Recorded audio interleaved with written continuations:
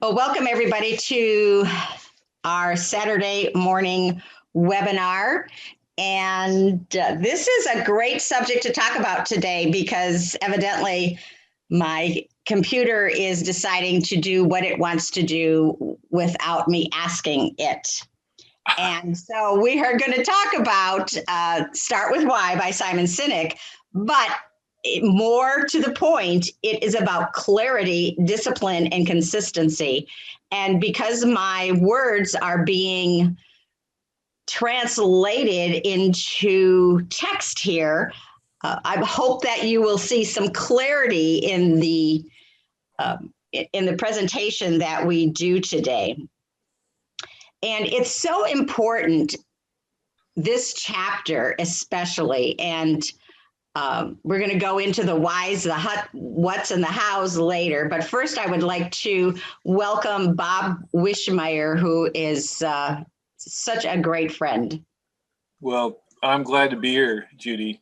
I think if we're going to start with why, the first why is going to be, why the heck are your words coming up on the screen?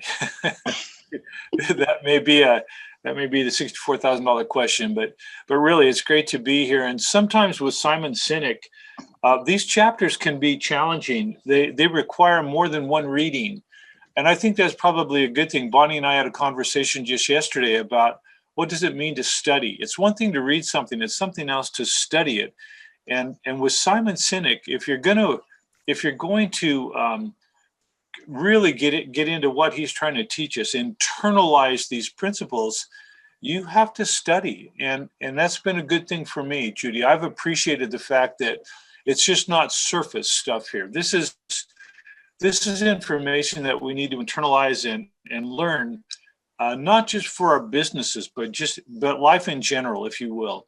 So I guess we'll go from there. Absolutely. You're so right. And like you, Bob, I read this book years ago, probably 5 years ago now. And I thought it was a great read and it was interesting. And yes, I was going to adapt this. And you're right. Reading these chapters and rereading the chapters and trying to adapt the chapters has really been challenging. And lately, I've been talking to team members and other people in my life about taking deeper dives.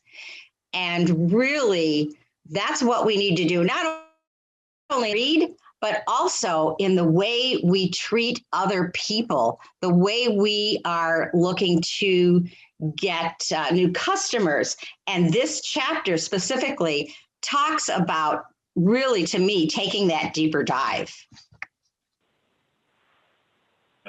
Well, it certainly does. Yeah. It sure is an interesting slide, isn't it? Balance.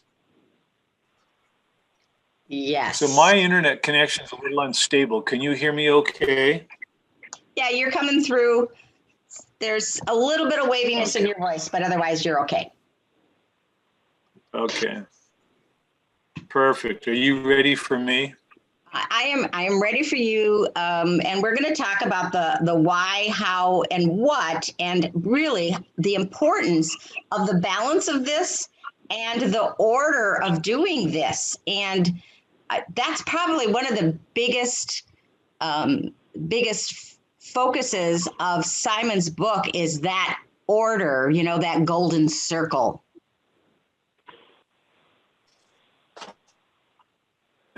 I wanted to spend just a minute and talk about the discipline of how, if I could, Judy, are you ready for me to do that?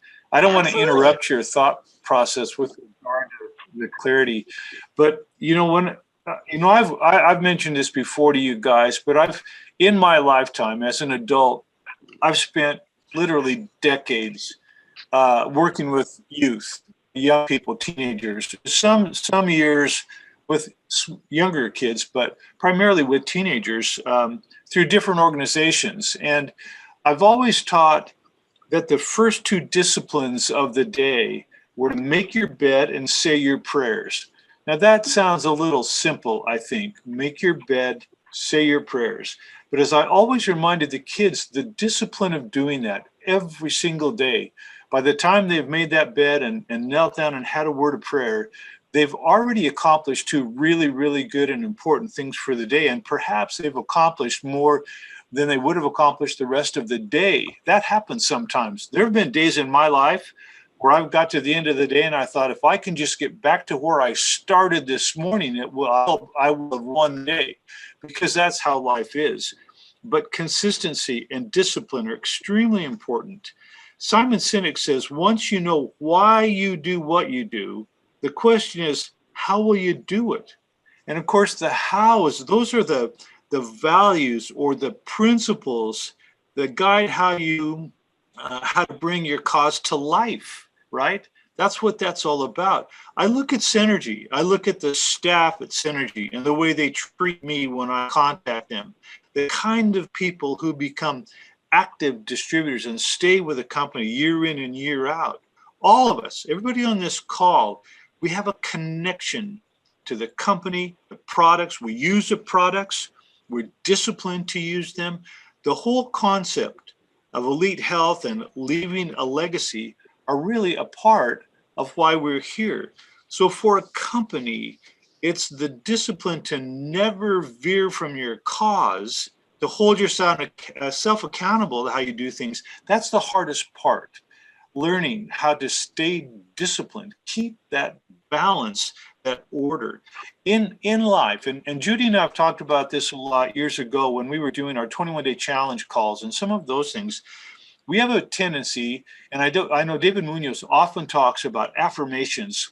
We have, as a people, as human beings, we often write our values down. My daughter has this plaque that hangs in her house, and it's like these little boards, one right after another, that hang straight down the wall. Integrity, honesty, innovation, communication, whatever. Those things are all on that board. But you stop and think about that for just a minute. Those are nouns. Integrity, honesty. Those aren't actionable. Those are things. You know, integrity is a thing. Honesty is a thing. Innovation is a thing, but they're not actionable. And you can't hold people accountable to a noun. Let me explain that just a tiny little bit. I know I'm taking a lot of time here, Judy, but I think this is important. One of the things Simon Sinek says, and I'm just going to quote him here a little bit when we talk about how, he says, and I quote, "A little more innovation today, if you would, please, Bob." A little more innovation today. If you have to write honesty on your wall to remind you to be honest, you probably have bigger problems anyway. For values or guiding principles to be truly effective, they have to be verbs, okay? Actionable. It's not integrity, not that word, it's always do the right thing. You see the difference? It's not just the noun in have integrity, it's always do the right thing. It's not innovation, that noun, it's look at the problem from a different angle. See, those are actionable things. You know, articulating our values as verbs gives us a clear idea of what we need to do. I think that's important. And I'd never thought of that before in terms of using actionable expressions, how we're going to do what we're going to do. Anyway, I think that's kind of where I wanted to go with that. And then I just wanted to talk for a second, if I could, Judy, about how important it is to be consistent. I look back at the 10 plus years I've been involved with Synergy worldwide. My introduction to Synergy was all about nitric oxide therapy, as Dan has taught us, but it was really about Pro-Arginine Plus. The bottom line being it was nitric oxide therapy. But from the original formula that Dr. Prendergast and Mark Rosales took to Nature's Sunshine at the very beginning of this and introduced that L-arginine supplementation to the scientists at Nature's Sunshine, they tweaked it, they got things going. But from that original formula to the manufacturing to the sales, everything has been consistent for these last 10 years that I've been involved in Synergy. The only change has been they changed the box, just the logo on the box. as synergy distributors, we buy into the value system of the company, the strength of the company, the quality assurance of the company, and the consistency of the products that we market. People believe us because we've branded ourselves with products and company loyalty, right? There's a balance here. We know why we're doing what we're doing. We're disciplined in how we do the things that we do. And fortunately for us, we've got this remarkable Dan Hammer who has created a great website and videos and PDFs for us to use, etc. But we're consistent, right? So Judy, that's what I wanted to share about this particular slide of, why, how, and what we do.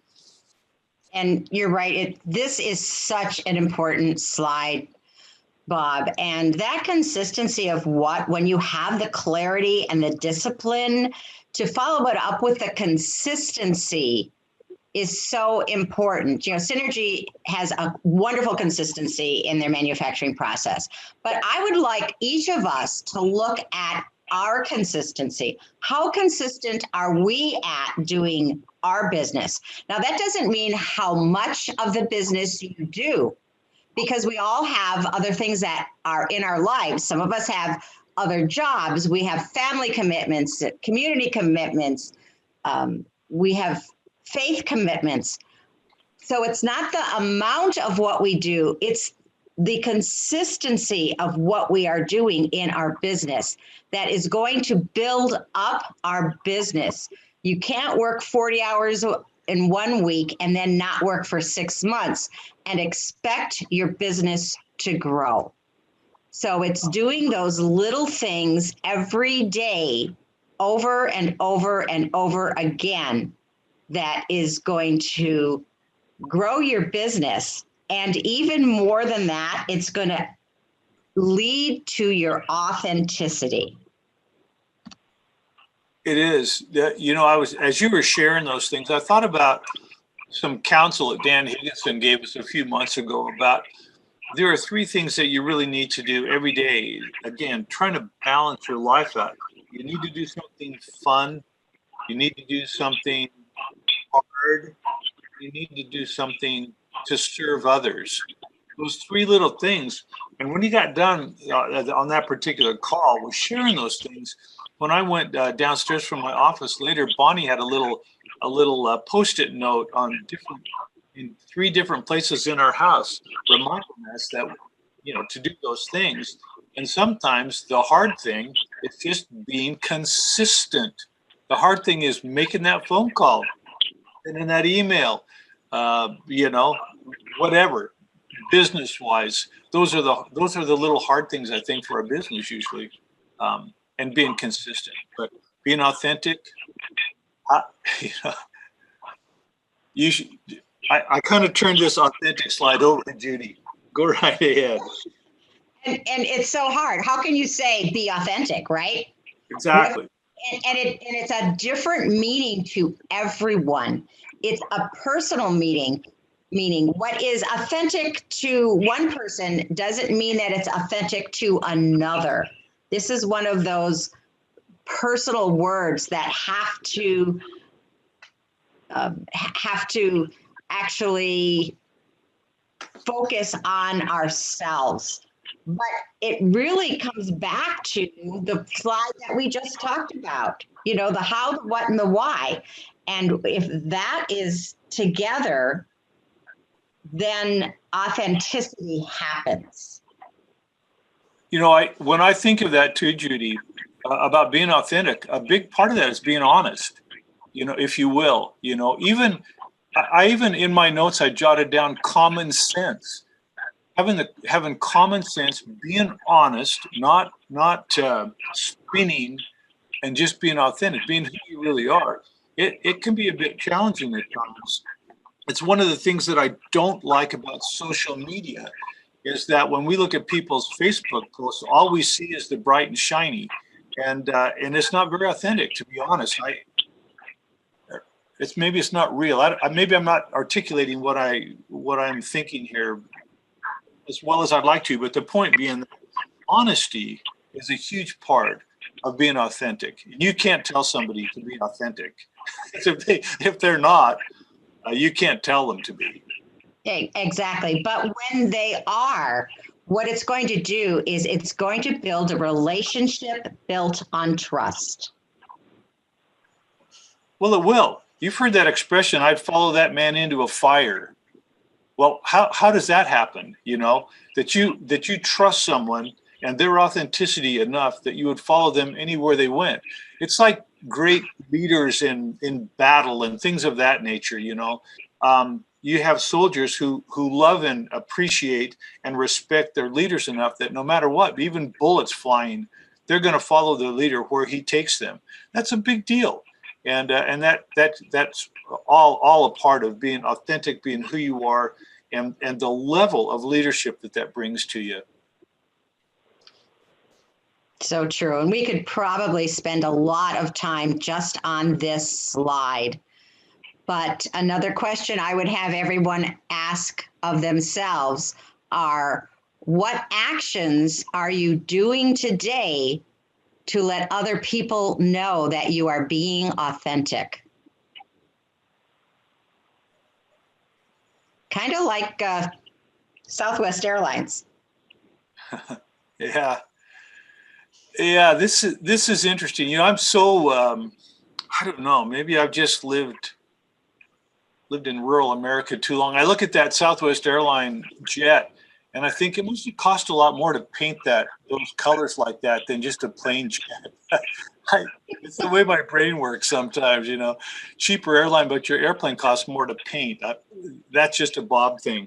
But I wanted to simplify this story of Southwest Airlines, you guys, just really quickly, Judy, if you don't mind, because it's such an interesting thing. There's a San Antonio businessman, Roland King. He kind of hatched the idea. They were doing this in California already, these short trips, inexpensive trips. But he wanted to bring that concept to Texas. He's out of San Antonio. And so he teamed up with Herb Kelleher. And they put together, it took them about 4 years to put Southwest Airlines together. The interesting thing about it is that they didn't invent the concept of a low-cost airline. I mean, there were other companies that had low-cost airlines. What they were trying to do wasn't to build an airline as much as it was to champion a cause.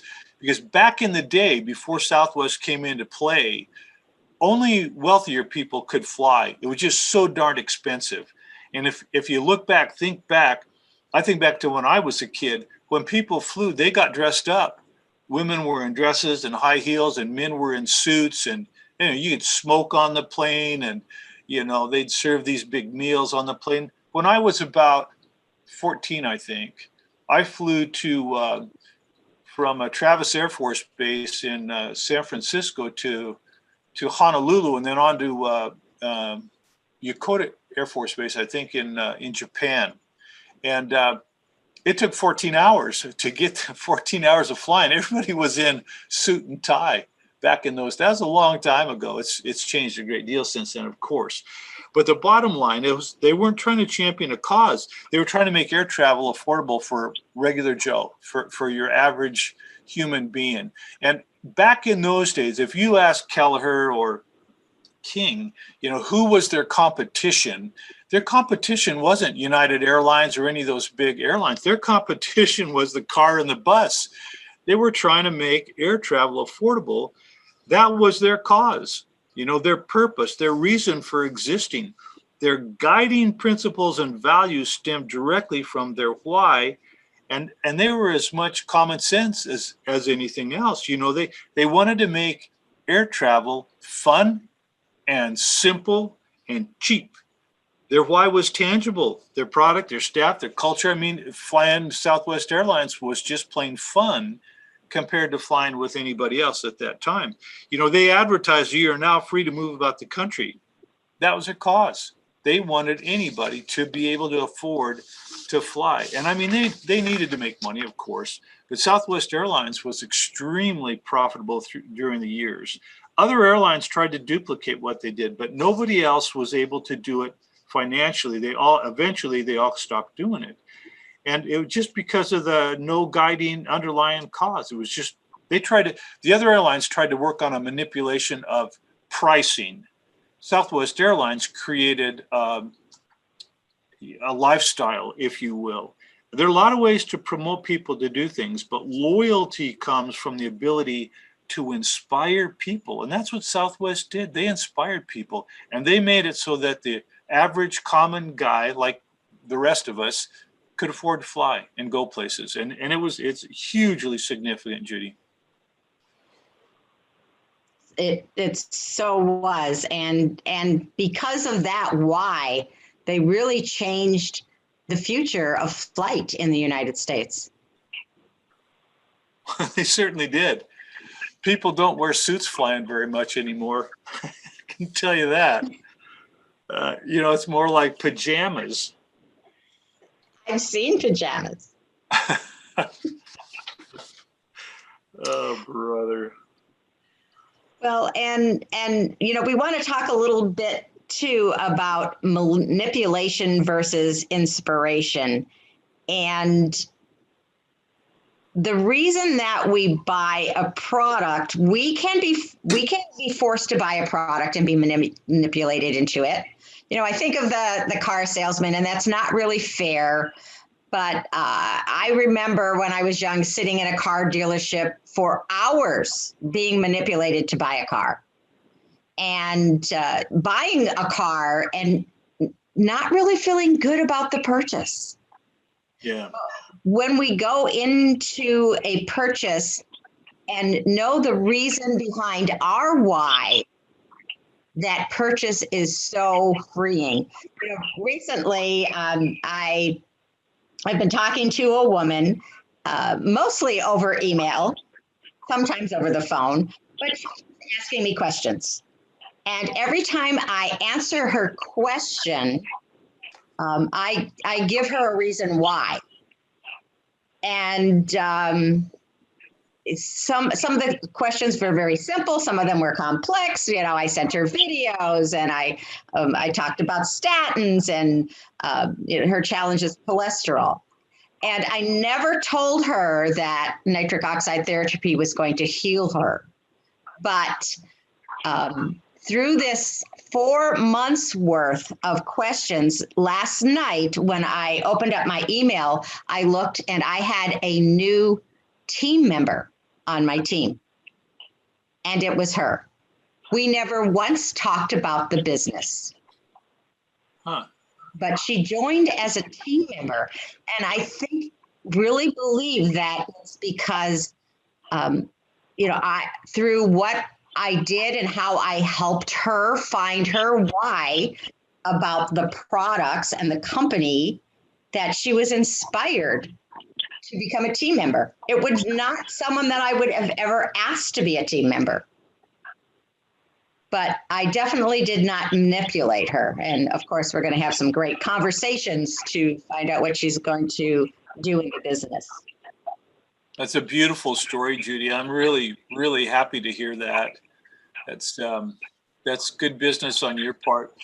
When I was looking at the slide that you put up here, and when I was reading this particular heading in this book, I don't know why, but for some reason I thought about Dave Ramsey.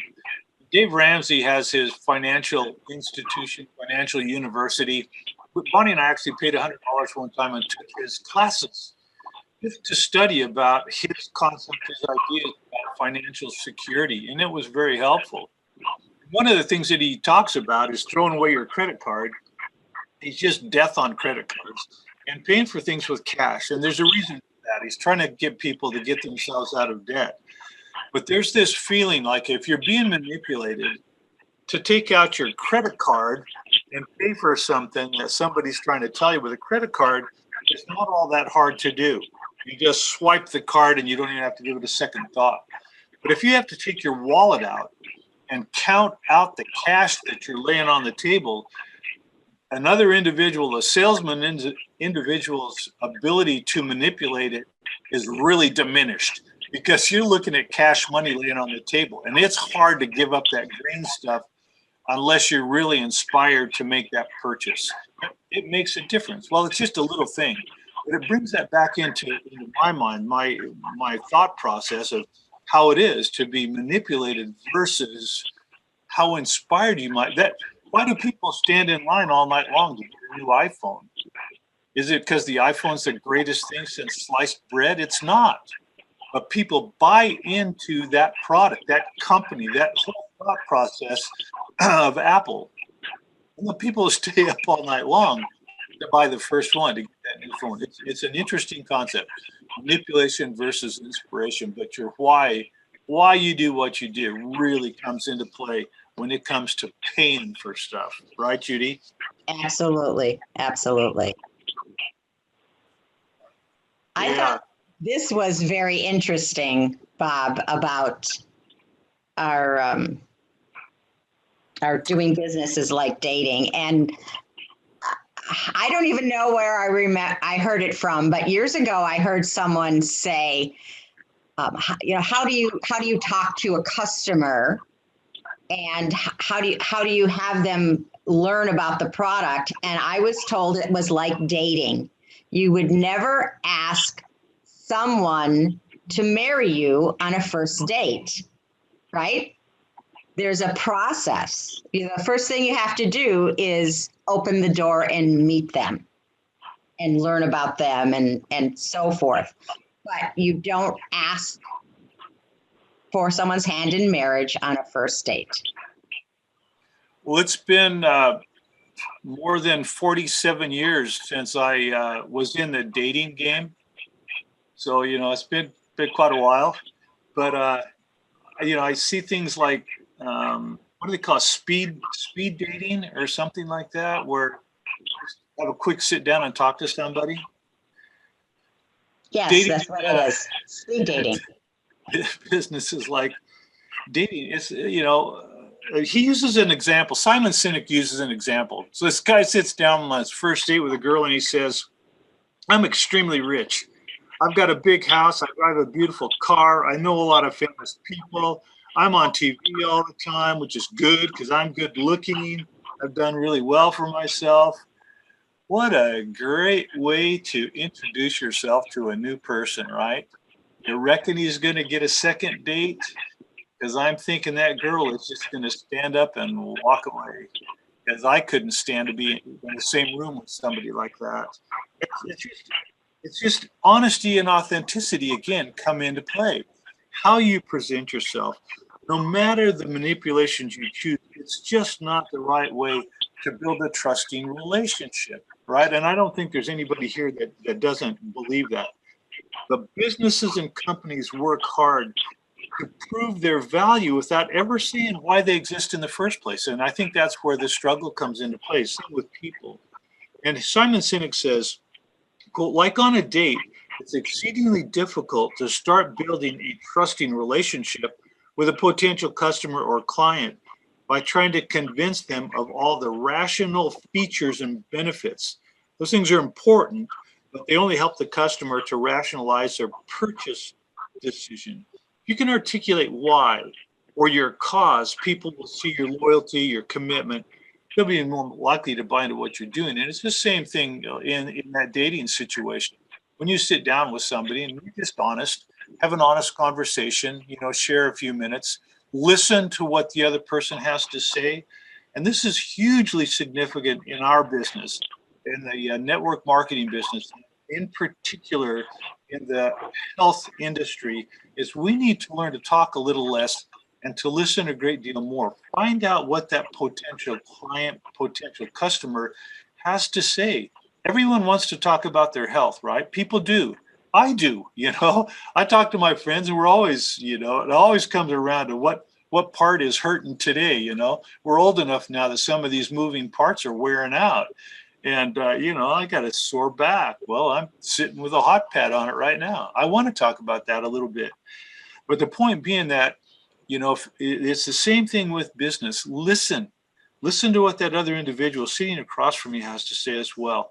It pays off in spades. Doing business is a little bit like dating. Start those initial conversations off right. Create a trusting relationship with people. Be honest. Be authentic in what you say and do. And it comes out in spades. It's a win-win situation at that point, Judy.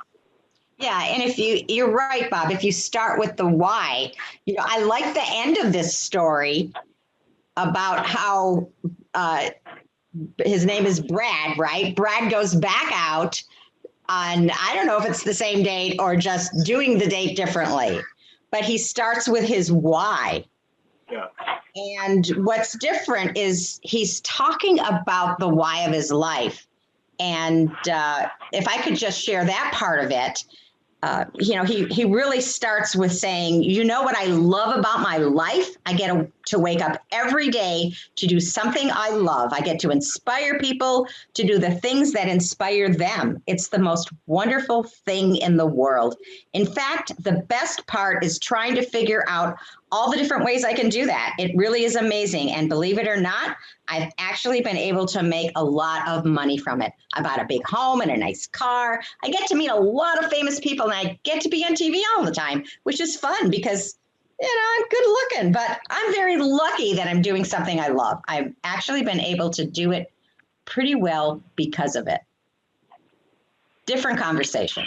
Totally different conversation. Yeah. Yeah, I started with why. And that's the thing, doing business is like dating, if you will. Start with why. Start with why you're doing the things that you're doing. And again, it's just the right way to do it. Yes. Good, better, best, Judy. Yeah. So these are not Simon Sinek's words. But Bob, when I read this chapter, this is what came up for me. Is you in my head saying, we have to be certain of what we're doing and you need to make a choice. And that choice should be a decision of if it's good, if it's better, or what is the best thing to do. Making the right decision feels right for us. Maybe not looking at all the facts and figures, but the emotion of how it feels. Oh, it's hugely significant. Again, you look back at that neocortex versus limbic brain concept, that it's that limbic brain thing where something just feels like it's the right thing to do. There's a certainty that comes from the way that you think, the biological way that you think, whether you can articulate it or not. Sometimes that gut decision is just the only way that you can do it. You can't. Again, a gut decision can only be made by an individual, right? It can't you don't have a whole group of people in your organization that are going to have the same gut decision. The gut decision, that limbic brain, that's an individual. It's a good strategy for individuals, for people like us. But if you want that same concept, that same idea to work for your whole organization, you got to start with why, right, Judy? Why? Yes. Why? And that gut decision is so important. I remember when I was doing coaching full time and I would interview my clients, and there were people that I chose not to work with because my gut just told me this just is not a good fit. I can teach them, but do I want to? I would feel like I was manipulating them and not inspiring them to change. And so going with your gut, so important. Well, and that's an advantage of the business that we're in. You can pretty much choose who you're going to work with. If there's somebody that shows interest in what you're doing in Synergy Worldwide and our products, etc., but you just flat don't like the person for whatever reason, you don't have to bring them into your organization. You don't have to work with them. That's a real blessing, that we have. We want to bring in as many customers and distributors as we possibly can into our business so that we can grow and create residual income. But we do have the ability to choose who we're going to spend our time with. And sometimes we just have that feeling like, nah, maybe not this guy, degrees of certainty, good, better, best, right? Absolutely. Absolutely.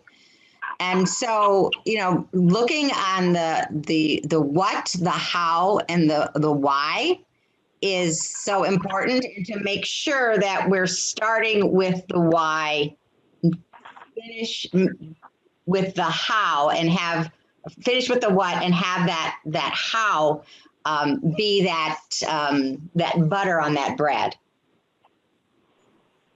It's a really great chapter, you guys.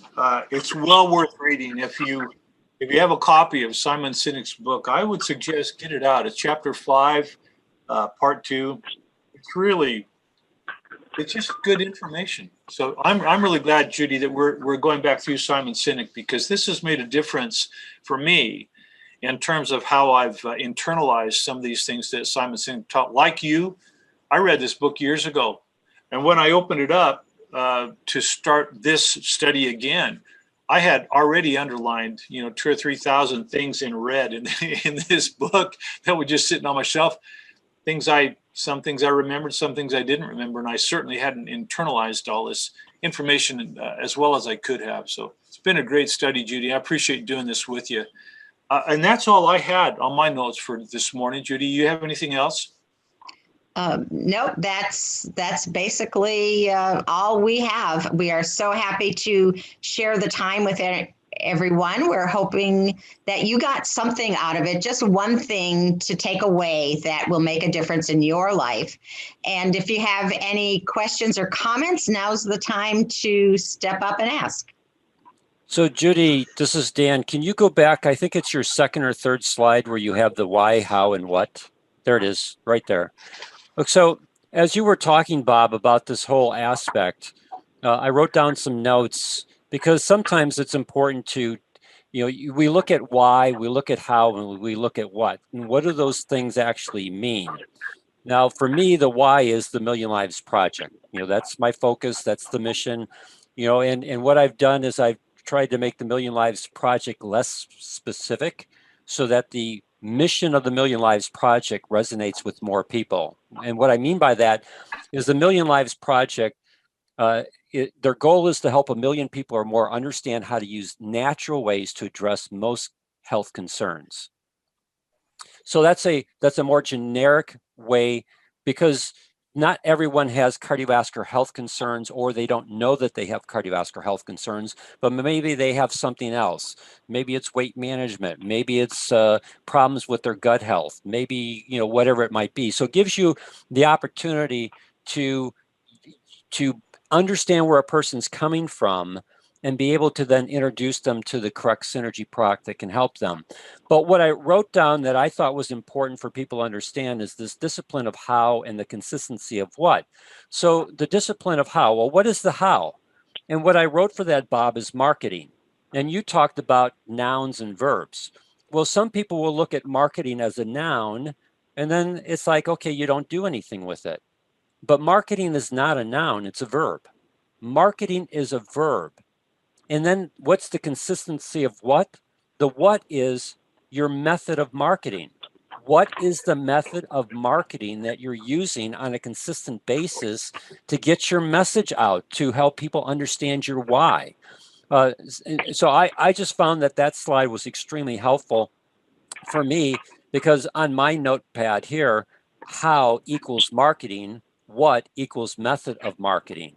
And those are the things that you have to discipline yourself to do, and do it on a consistent basis if you ever want people to understand what your why is. Hopefully that makes sense. It does. Thank you, Dan. Thank you for sharing that. It really puts it into a great perspective. Thank you very much. You're welcome. Absolutely. Any other questions? Hey, good morning. This is David. How are you? Hey, David. Good. Listen, I love the slide that you had about the dating, and that's a great illustration of really, in effect, is really a negotiation process with your client or the prospect. And of course, as you said, you cannot just spill your guts out to the person about how great you are. The importance is a good exchange, and of course, if you want to make progress, you've got to be able to listen.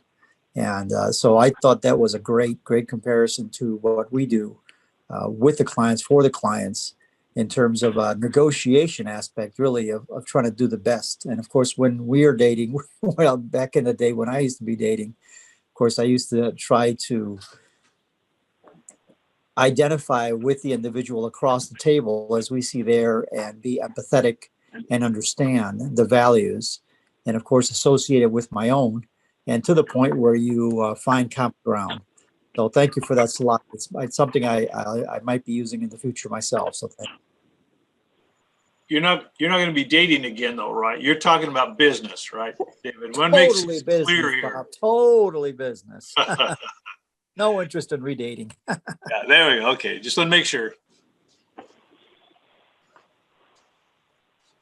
Well, thank you. Any other thoughts or questions, you guys, before we close?